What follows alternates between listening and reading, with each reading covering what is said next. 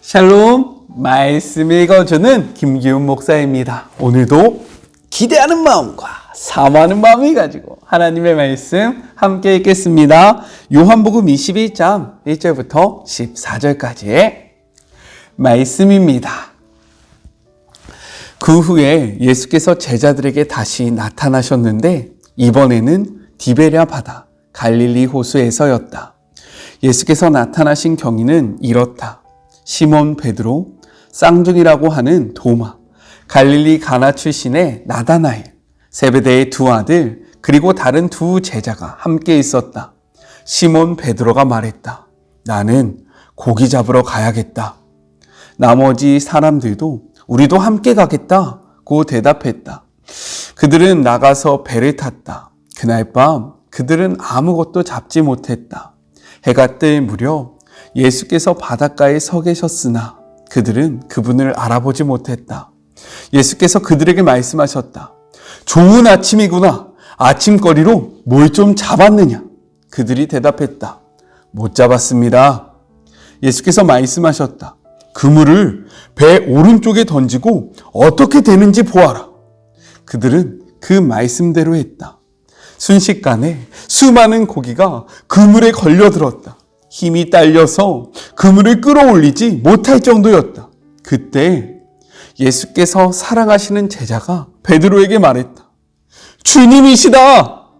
시몬 베드로가 그분이 주님이신 것을 알고는 일하느라 벗어놓았던 옷을 급히 챙겨 입고 바다로 뛰어들었다. 다른 제자들은 배를 탄 채로 고기가 가득 든 그물을 끌고 나왔다. 그들은 육지에서 90m 정도밖에 떨어지지 않는 곳에 나아 있었다. 그들이 배에서 내리고 보니 숯불이 지펴져 있고 그 위에 물고기와 빵이 익고 있었다. 예수께서 말씀하셨다. 너희가 방금 잡은 물고기를 몇 마리 가져오너라.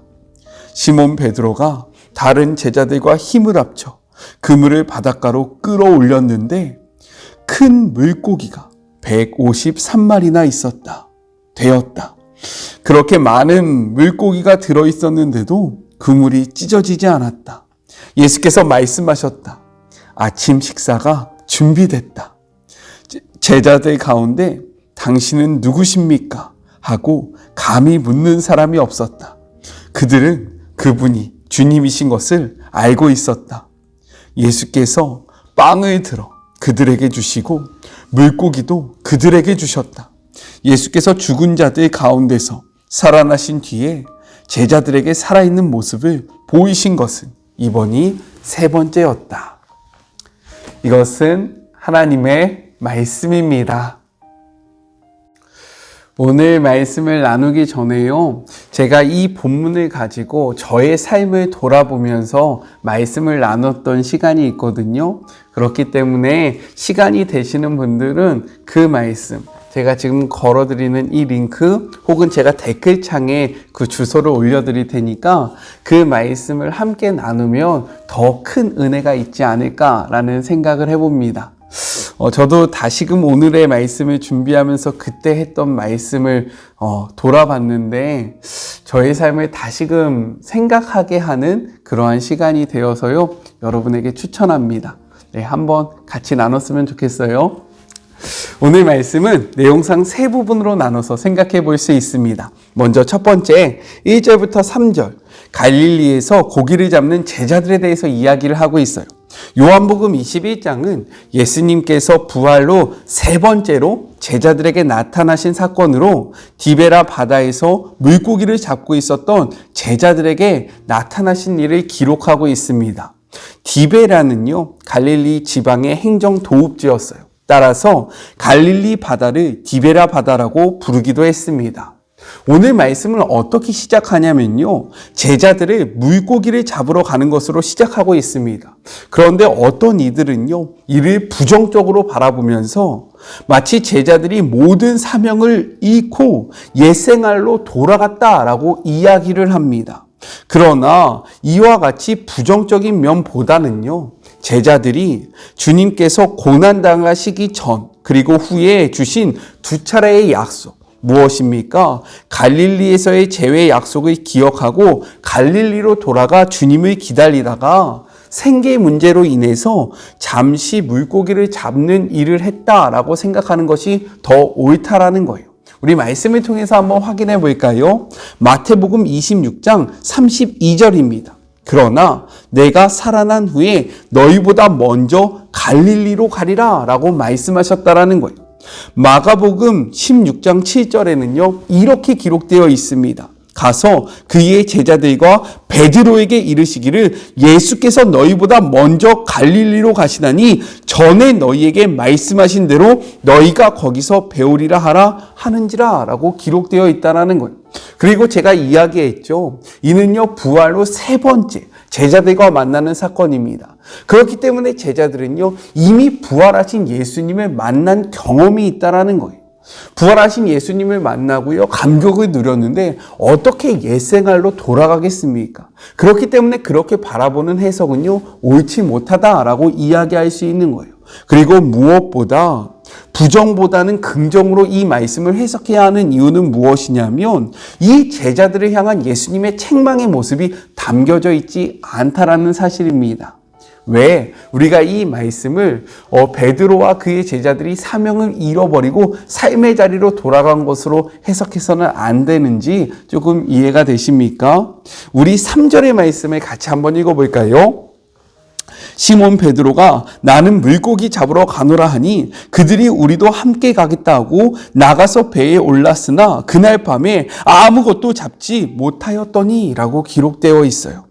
우리는요, 흔히 잘 될 때, 형통할 때, 승승장구할 때 하나님이 나와 함께 하시며 우리를 위해 일하신다라고 고백을 합니다. 그리고 그렇다라고 생각을 해요. 하지만 평생 어부로 살아왔던 제자들이 밤새 물고기 한 마리도 잡지 못했던 이 사건 역시 하나님의 일하심이었다는 것을 우리는 기억해야 합니다. 왜냐면요, 이를 통해서 제자들이 예수님을 만났기 때문인 거예요. 그렇기에 삶이 힘든 가운데 있는 주님의 자녀들이 계십니까? 일이 잘 풀리지 않아 속상한 분들 계시지요? 왜 나만 이렇게 살아야 하는지, 다른 사람들은 정말로 승승장구하는 것처럼 보이는데 나만 도태되고 나만 외롭고 나만 상처 가운데 있다라고 생각되어지는 분들이 있다면 그 상황 속에 우리에게 찾아오시는 예수님을 바라보시고 그러한 예수님을 발견하시는 그런 복된 시간이 되었으면 좋겠습니다. 우리가 잘 될 때만 하나님이 우리의 삶 속에 일하시는 것이 아니라 우리가 잘 되지 않을 때도요, 하나님은 그것을 통해 우리로 하여금 당신을 바라보게 한다라는 그 사실을 오늘의 이 말씀을 통해서 기억하시면서요, 고통 가운데 답이 보이지 않는 그러한 막막한 상황 가운데 우리의 인생이 답이 되시고 우리의 삶의 길이 되신 주님을 바라보시는 우리 모두가 되었으면 좋겠습니다. 둘째, 4절부터 8절 예수님을 알아보지 못하는 제자들에 대해서 이야기를 하고 있어요. 우리 4절의 말씀을 같이 한번 읽어볼까요? 날이 새어갈 때에 예수께서 바닷가에 섰었으나 제자들이 예수인 줄을 알지 못하는지라 라고 이야기합니다. 제자들이 갈릴리에 있었던 이유가 무엇입니까? 이들의 목적은요, 부활하신 예수님을 만나는 것이었다라는 거예요. 그리고 지금 그들의 눈 앞에는요, 그들이 그토록 바라고 원하고 기다리던 예수님이 서 있습니다. 하지만 그들은 예수님을 알아보지 못한다라는 거예요. 왜입니까? 그것은요, 그들의 정신이 딴 데 팔려 있기 때문입니다. 그들의 삶의 목적을 잠시 잃어버렸기 때문인 거예요. 내가 무엇을 하기 위해 이곳에 왔는지 그 목적을 잃어버리고요, 당장 살아야 하는 삶의 문제에 집중했기 때문에 그들의 눈앞에 서 있는 예수님을 발견하지 못하고 알아보지 못한 것입니다. 자신을 알아보지 못하는 제자들에게 예수님은요, 이렇게 말을 건네세요. 얘들아, 너희들에게 고기가 있느냐? 그러자 그들이 대답합니다. 아니요, 우리는 고기를 잡지 못했습니다. 그러자 6절에 예수님이 이렇게 말씀하세요. 이르시되 그물을 배 오른편에 던지라. 그리하면 잡으리라 하시니 이에 던졌더니 물고기가 많아 그물을 들 수 없더라 라고 기록되어 있습니다. 제자들은요, 밤이 새도록 그물질을 한 상태였다라는 거예요. 혹시 이러한 그물질을 해본 분들이 계십니까? 엄청난 체력 소모가 일어난다라는 거예요. 짜증도 나고요, 화도 나고요. 정말로 온몸이 힘이 없는 그 상황 속에서 누군지 알지 못하는 사람이 배 오른편에 그물을 던지라고 했을 때 이상하게도 그 제자들은요, 그 음성에 따라 오른편에 그물을 던지게 되었다라는 거죠. 그리고 그 결과가 어떻게 되었습니까? 밤새도록 한 마리도 잡지 못했던 물고기가요, 그물을 들 수 없을 만큼 잡히게 되는 그러한 기적적인 일이 발생합니다.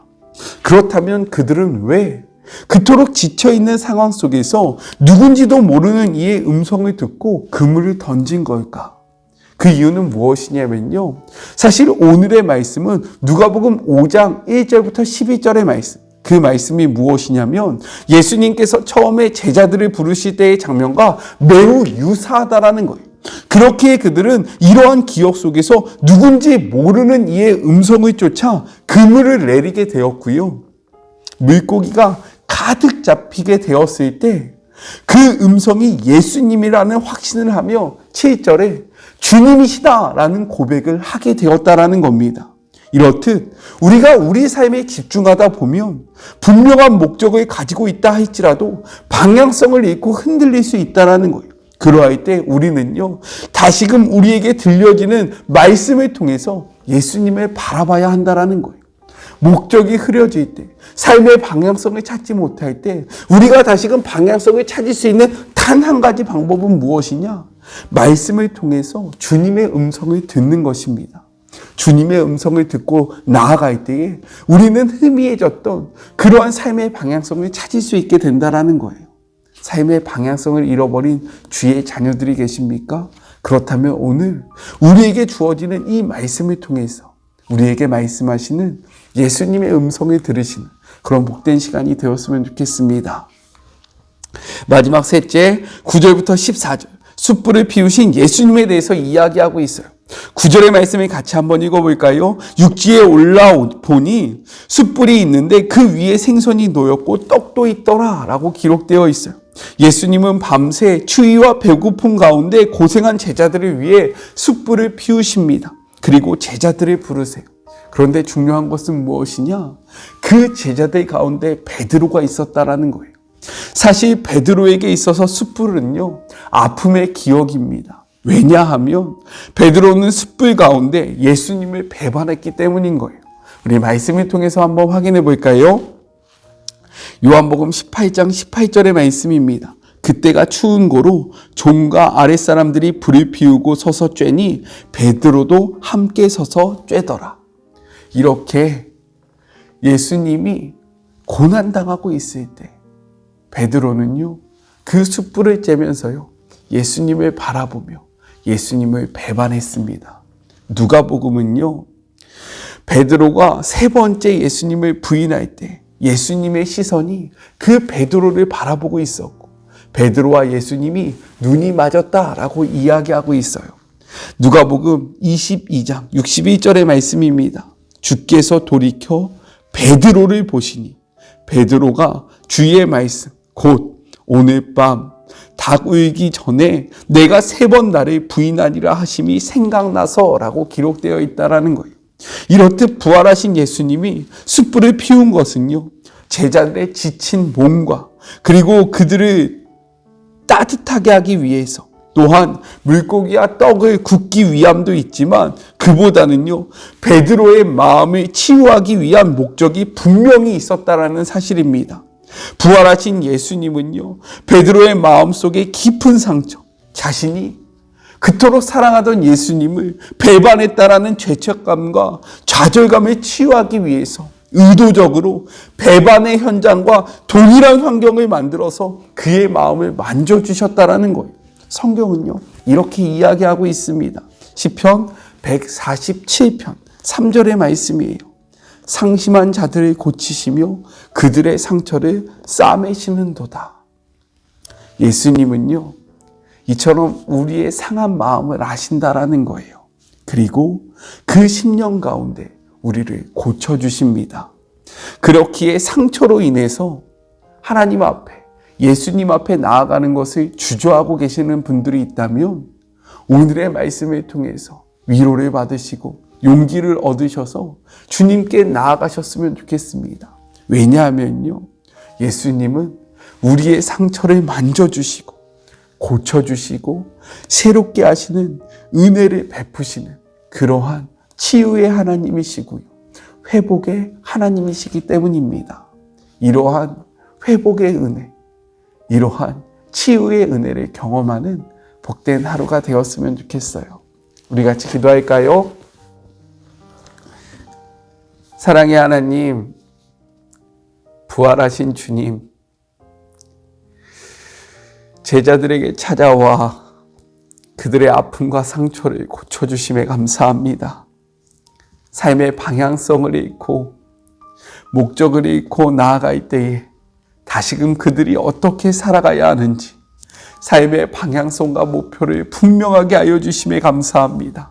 주님, 오늘 말씀을 통해서 우리에게 이야기하시는 주님의 음성을 듣고 방황하고 혼란스러웠던 그러한 삶 속에서 다시금 삶의 방향성을 바로 하고 주님의 제자로서의 삶을 살아가는 주님의 모든 자녀들이 되게 하여 주시옵소서. 깊은 상처로 인하여 아파하고 있는 영혼들이 있습니까? 다시금 일어날 수 있는 힘을 찾지 못하고 있는 자들이 있습니까? 오늘의 이 말씀을 통해서 그들의 아픔을 고쳐주시고 그들의 아픔을 감싸 안아주시기를 소망하오니 회복의 하나님, 치유의 하나님, 오늘 이 시간에 우리에게 역사하여 주시옵소서. 우리를 고치시고 우리를 새롭게 하시는 거룩하신 예수님의 이름으로 기도드립니다. 아멘. 말씀을 통해 우리에게 이야기하시는 주님의 음성을 들음으로 삶의 방향성을 다시금 찾고 힘있게 나아가는 주의 모든 자녀들이 되었으면 좋겠습니다. 저는요, 또 내일 만나도록 할게요. 사랑하고 주님의 이름으로 축복하면서 오늘 하루도 힘내세요. 우리 내일 만나요. 안녕. 오늘도 수고하셨습니다.